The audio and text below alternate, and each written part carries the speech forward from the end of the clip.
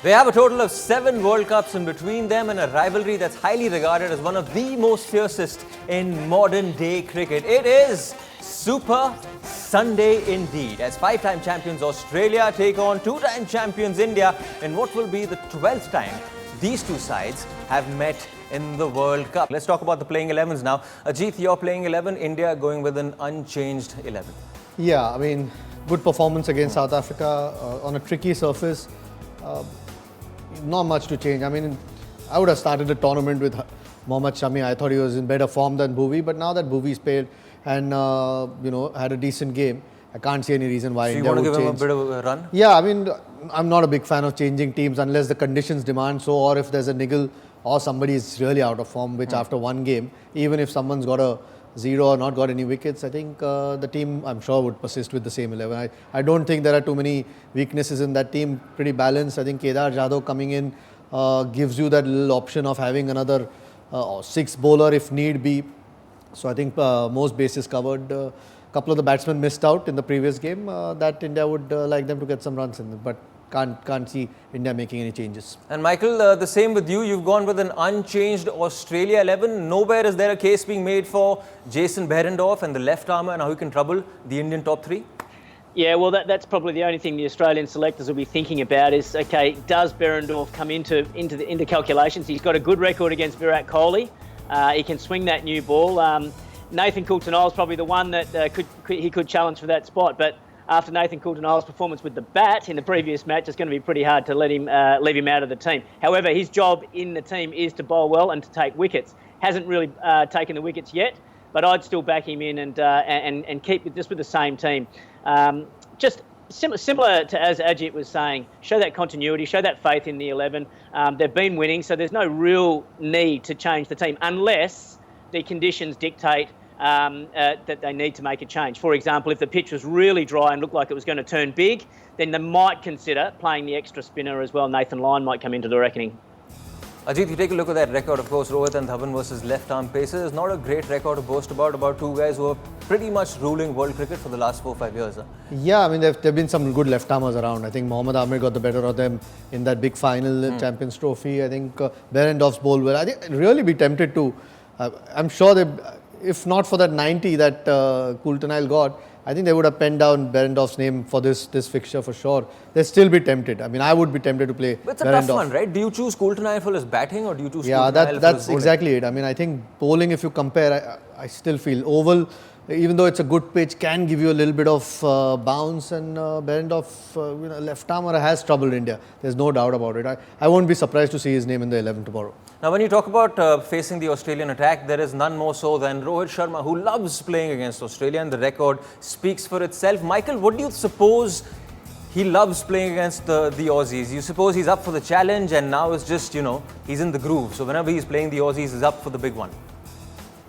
Pace bowling extremely well, and he's shown that throughout his whole career. Look at those numbers there. He's a very impressive player. And I was really impressed with his century in the first game against South Africa because he had to work extremely hard early, had a little bit of luck along the way as well, but managed to get through that tough period. And then what we know about Rohit Sharma is once he does get in, he's got that ability to go on and score those really big match-winning scores. And so I thought his temperament and his experience that he showed in that first game was absolutely superb and a fantastic match-winning knock. And I think he enjoys playing against Australia because he plays pace bowling extremely well. And of course, we've been talking about the pace attack. Let's talk about the spinners now. The 3 spinners on show at the Oval. That is, of course, Adam Zampa, Kuldeep Yadav and Yuzvendra Chahal amongst the highest wicket takers in ODI cricket 2019. 22 wickets to Zampa, 21 to Kuldeep Yadav and of course 20 to Yuzvendra Chahal. We're always talking about how the pace attack will take on the Indian top 3. Zampa, where does he fit into this equation for you? A pretty healthy economy as well for all 3 of them. Under 6, which today's cricket is very, very good. I mean, he's their preferred spinner, Zampa. I mean, some of the Indians have had some problem with the leg spinner as well in recent times. Yeah. So I can't see them swapping Zampa for Nathan Lyon, particularly because the ball spins in as well. Finger spinners have found it difficult in recent times. But look, leg spinner, wrist spinner, I think not a lot of batsmen world over are picking wrist spinners that easily, and that affords them the chance to pick up wickets, which you will need to. The way every team stacked up, or how deep they bat, you need to keep picking wickets, and the middle part then suddenly becomes important where these guys deal with. So the numbers tell you the story that all three of them have been very good. And of course, Kulcha coming into the middle overs is a big plus for India now. Yeah, I'm glad they played them in the first game. There was some talk of Ravindra Jadeja playing in the first game, but yeah, the wrist spinners will win you more games if they consistently play, and that game would have helped their confidence, thanks to South Africa. Okay, Michael, I'm going to put you on the spot now. This is coming from a man who is Indian. We're doing a show which is in India. The studio is in Mumbai. Who are you backing for this big one? Yeah, you are putting me on the spot there. Well, obviously I'm hoping Australia has a good performance, but I think India look a really good team. They look so balanced all the way down the list. I think they've got excellent fast bowling options. We've just been talking about the quality of the two wrist spinners there. The top order batting is arguably the best in the world. And what I also like about this Indian team is the flexibility they have in that middle order. They can chop and change. They can inject someone like a Hardik Pandya in at any time to change the momentum of the game. There's Kedar Jadhav just to steady things down if need be. Of course, there's the experience of MS Dhoni in there as well.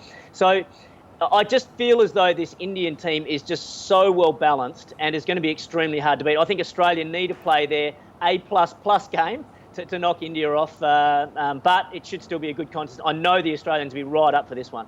And the final word on this show is with Ajit Agarkar. Sir, prediction going into this one? I mean, 6 months back, if you'd asked me, I would have said India favourites, hands down. At the moment, I think Australia look really good at this point. They look like India probably, like Michael said, maybe a little bit more balanced. I think India favourite, but only just. I don't think there's much to pick between the two teams at this point. Considering how confident Australia at the moment, India favourite, but only just. Ajit Agarkar, Michael Hussey, guys, thank you so much for joining us on ESPN Cricket for Matchday UK 2019. For all of you watching, we hope this preview will do you justice to what promises to be a cracker of an encounter, and make sure you enjoy that Sunday of yours. Thank you so much for watching. Goodbye. Don't forget to like, share, subscribe, and leave your comments in the comment section below. Click on the bell icon for notifications.